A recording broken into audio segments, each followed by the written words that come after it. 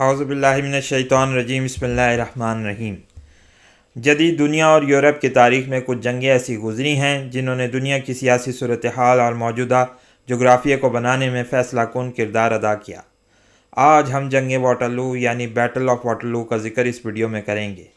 آپ سے پھر ایک دفعہ گزارش ہے کہ ہمارے چینل کو سبسکرائب ضرور کریں۔ عظیم فرانسیسی سپہ سالار اور شہنشاہ نپولین اول 1759 میں کورسیکا کے شہر اجاسیو میں پیدا ہوا۔ اس کا اصل نام نپولین بوناپارٹ تھا۔ 1785 میں اس نے 16 برس کی عمر میں گریجویشن کی اور فرانسیسی فوج میں سیکنڈ لیفٹیننٹ بن گیا۔ ہم نپولین کی زندگی کے مزید حالات کسی اور ویڈیو میں بیان کریں گے۔ الغرض یہ کہ نپولین اپنی محنت سے فرانس کا بادشاہ بن گیا اور یورپ کے کئی ملکوں کو فتح کیا۔ سن 1812 میں نپولین نے روس کے ساتھ معاہدے کی خلاف ورزی کرتے ہوئے اپنی فوجیں روس میں داخل کر دیں، مگر سخت برف باری کی وجہ سے اور روسیوں کی سخت مزاحمت کے نتیجے میں واپس لوٹ گیا۔ اکتوبر سن 1813 میں لپسک کے مقام پر اس کو بڑی شکست ہو گئی۔ اگلے برس نپولین نے استعفیٰ دے دیا اور اٹلی کے سرحدی علاقے میں ایک چھوٹے سے جزیرے البا میں جلا وطن ہو گیا۔ کچھ مہینوں کے بعد نپولین کو خبریں ملیں کہ فرانسیسی بادشاہت، جس کا خاتمہ انقلاب فرانس کے بعد ہو گیا تھا اور جس کو اتحادیوں نے فرانس پر پھر سے مسلط کر دیا تھا، سے عوام کافی پریشان اور نالاں ہیں اور بغاوت پر آمادہ ہیں۔ یہ سن کر وہ البا کے جزیرے سے فرار ہو گیا۔ راستے میں فرانسیسی افواج اس کے ساتھ شامل ہو گئیں۔ یہ سن کر لوئی دی 18 بادشاہ نے جنرل لیں کو اس کو گرفتار کرنے بھیجا۔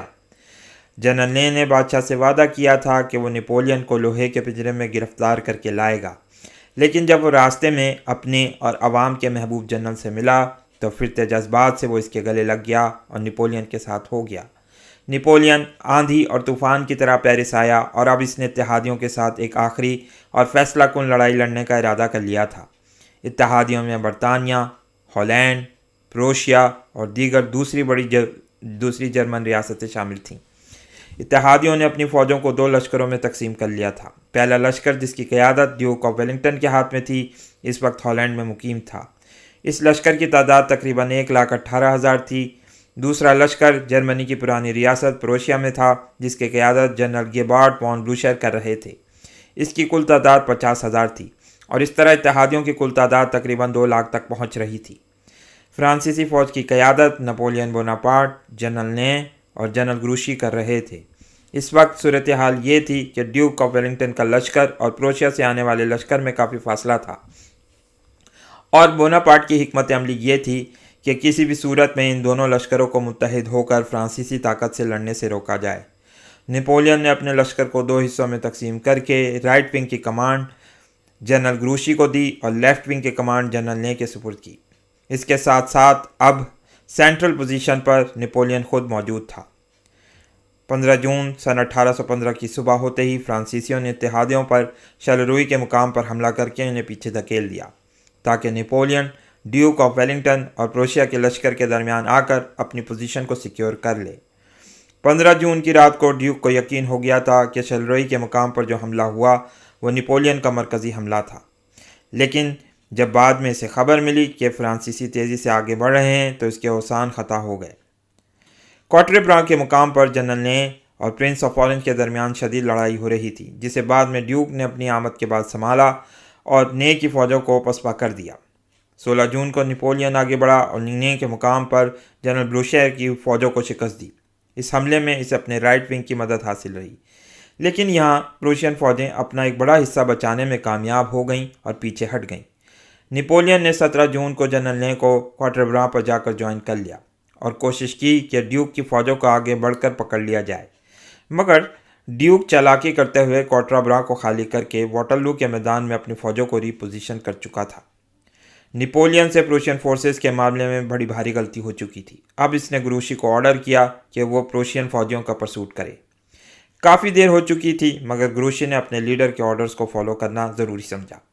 اب خطرہ سر پر منڈلا رہا تھا کہ پروشین فوجیں جلد ہی ڈیوک کو واٹرلو میں جوائن کر لیں گی۔ اب سارا کا سارا دار و مدار 18 جون کو ہونے والی فیصلہ کن جنگ پر آ گیا تھا۔ فرانسیسی فوجیں 48,000 انفینٹری، 14,000 کیولری، 7,000 آرٹلری اور 250 گنز پر مشتمل تھیں۔ اتحادیوں کی فوج کافی ناتجربہ کار تھی. ان کے پاس 58,000 انفینٹری، 11,000 کیولری، 6,000 آرٹلری اور 150 گنز تھیں.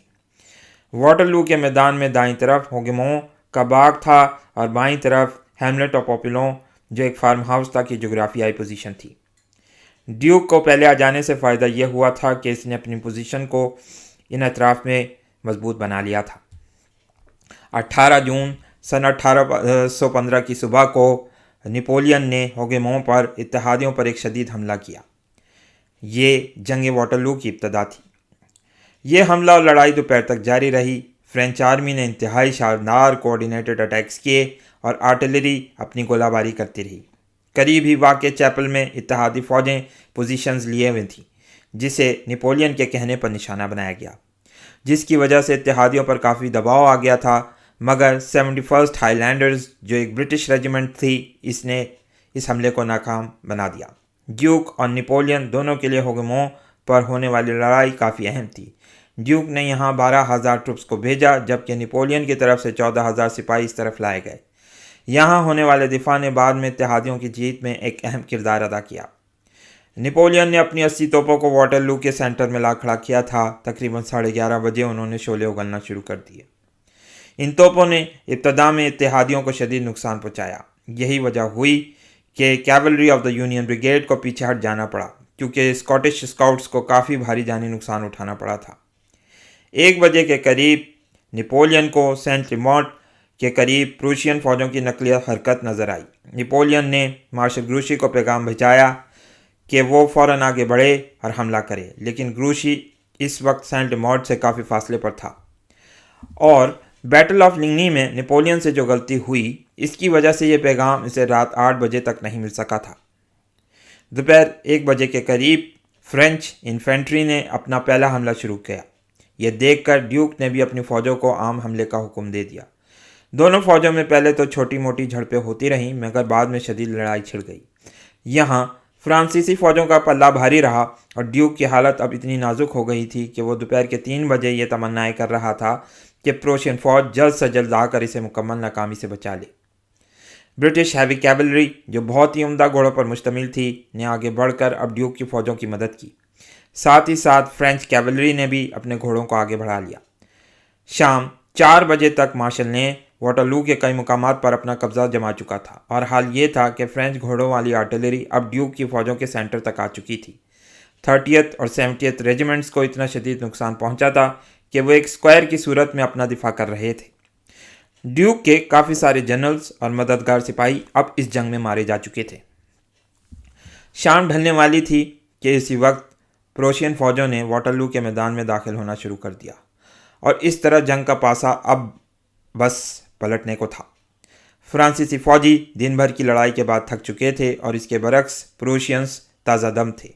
جنرل بلوشر اور ڈیوک صبح سے آپس میں رابطے میں تھے. یہی وجہ ہوئی کہ ان فوجوں کے آ جانے کے بعد ڈیوک کے حوصلے بلند ہو گئے. اب فرانسیسی فوجیں اس اچانک حملے سے گھبرا گئیں اور پسپا ہونا شروع ہو گئیں. نپولین کے ذاتی محافظ امپیریل گارڈز نے بے انتہا شجاعت اور بہادری کا مظاہرہ کیا. انہوں نے ایک اسکوائر کی فارمیشن کر کے اپنے شہنشاہ کو بچانے کی کوشش کرنا شروع کر دی مگر یہ سب بے سود رہا اور بالآخر فرانسیسی فوجوں کو شکست ہو گئی اور نپولین کو گرفتار کر لیا گیا. اتحادیوں کو 24,000 فوجیوں کا نقصان ہوا جبکہ نپولین کے فوجیوں کی تعداد کے جو نقصان ہوا 41,000 رہی. یہ ایک دن کی لڑائی میں یورپ کی تاریخ میں جانی نقصان کے حساب سے بدترین جنگوں میں سے ایک جنگ رہی. نپولین کو اتحادیوں نے بعد میں اٹلانٹک اوشن کے جزیرے سینٹ ہیلینا میں جلا وطن کر دیا جہاں وہ 6 سال قید کے دوران بیمار ہو کر مر گیا. جنگ واٹرلو کی ہولناکی اتنی شدید تھی کہ اس نے یورپی لوگوں کی نفسیات پر گہرا اثر ڈالا. یہی وجہ ہوئی کہ یورپ نے 100 سالہ امن حاصل کر لیا اور پھر ٹھیک 100 سال کے بعد سن 1915 میں پہلی جنگ عظیم کا آغاز ہوا جس میں تقریباً 2 کروڑ لوگ مارے گئے. اس ویڈیو کو لائک کیجئے، شیئر کیجئے، دوستوں کے ساتھ ڈسکس کیجئے. بہت بہت شکریہ. السلام علیکم اور اللہ حافظ.